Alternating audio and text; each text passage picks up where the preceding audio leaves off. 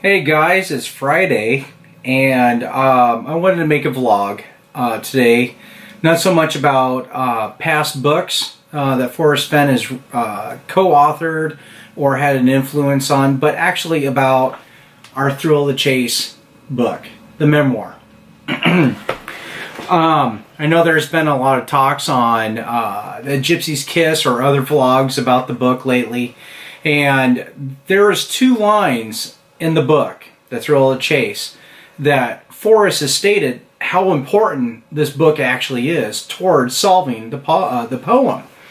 On the very front cover, on the dust jacket right here,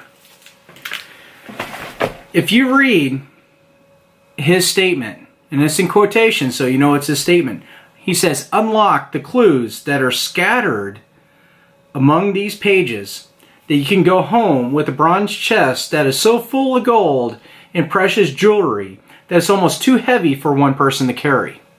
He didn't say in the poem, he said in the pages of this book. If you go into his Gold and More chapter, after he has the poem written out, he talks about the Gardner Island Captain Kidd thing. He said there's subtle clues, pardon my English, sprinkled in these stories in this book. Okay, so the poem is key. The poem has the clues. That's going to lead you to the treasure. But the book is going to help you think like Forrest, identify hints that will help you uncipher the clues in the poem.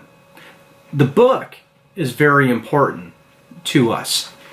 I think the whole entire first stanza says, "I have gone alone in there." How does somebody go into some place alone? Every place in this world, somebody can go in with you. How else would you go into some place alone besides your own memories, your own mind? What is Forrest's memories? A memoir. His memoir, his memories. He's talking about his treasures bold. He has pictures of his treasure throughout his whole entire book, showing all this gold, front page, back page, in the middle of the book. Right there is the frog with the bulbous eyes and those big gold nuggets he always talks about. Those 265 gold coins. He can keep his secret where? His secret.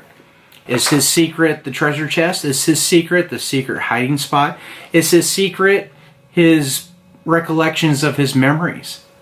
And hidden riches new and old. What is riches new and old? Is riches new and old something that's new to you, new to me, old to you, old to me? It's new to Forrest and old to Forrest. And the only way to know that is to think like Forrest, to understand Forrest. And that's why I'm doing these vlogs.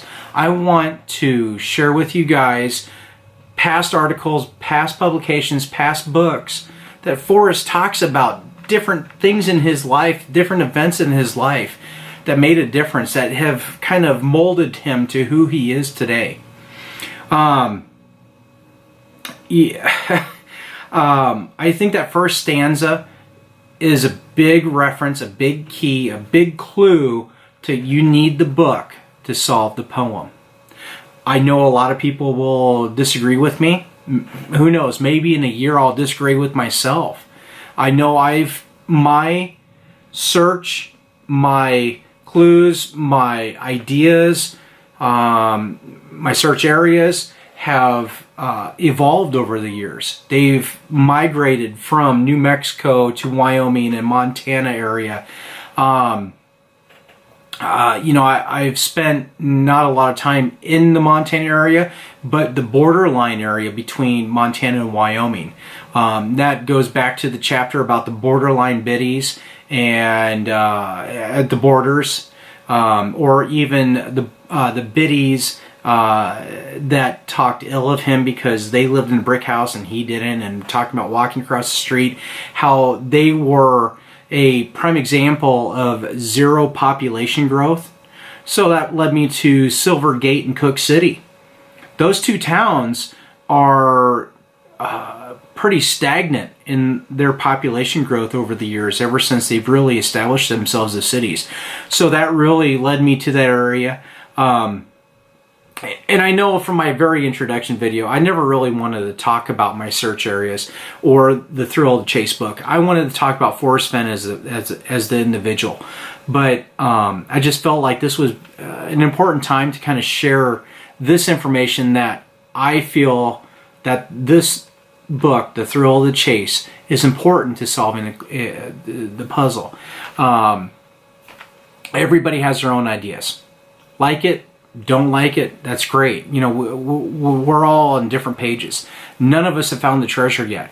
I'm not right. The next guy hasn't been right. The person that finds it is going to be the one that was right on Forrest's tailcoat.